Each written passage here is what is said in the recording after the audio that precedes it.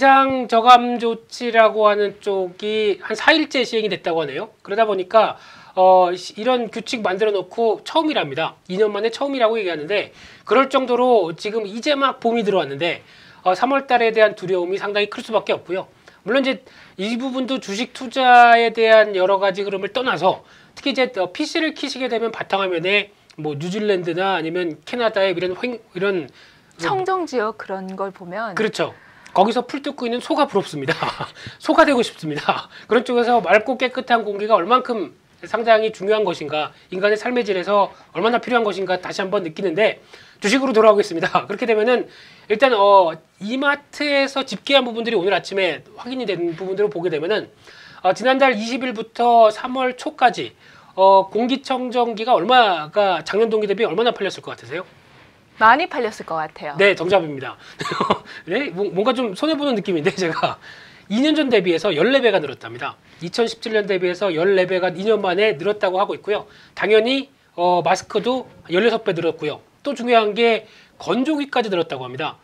밖에다 빨래를 못 널다 보니까 오히려 건조기로 한다. 이건 45% 늘었고 이런 상황이 되다 보니까 이제 생활 필수품으로 자리 잡는 게 거의 이제 이쪽으로 다가오는구나라고 하게 되면 솔직히 슬프죠.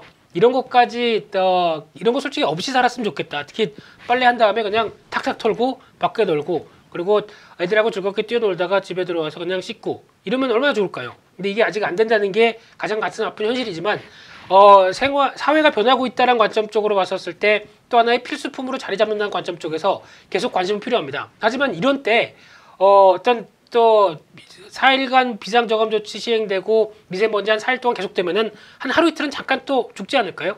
그러면 주가도 조정받겠죠. 지금 그런 때 포인트를 잡아서 청정한 날 사자. 청정한 날 샀다가 다시 미세먼지 좀 강한 날 그때 팔자. 이렇게 대응하는 게 좋지 않을까 생각되고 있기 때문에 일단 오늘 추격 매수에서 쫓아가는 전략들은 일단 바람직하지 않을 것 같고요. 누누이 말씀드렸던 유닉스 같은 경우도 아마 주가 흐름들은 지난번에 잠깐 들어갔다가 짧게 손절하고 나와서 다시 지켜보는 상황들인데 아마 추이는 올해도 나쁘지 않을 것 같습니다. 그래서 다시 한번 포인트가 나오게 되면 제가 말씀드리면서 공략도 한번 해볼 수 있다라는 쪽에 큰 그림상은 여전히 유닉스도 좋다. 실적 관련된 개선 기대감은 높다. 이렇게 봐야 될 것 같습니다.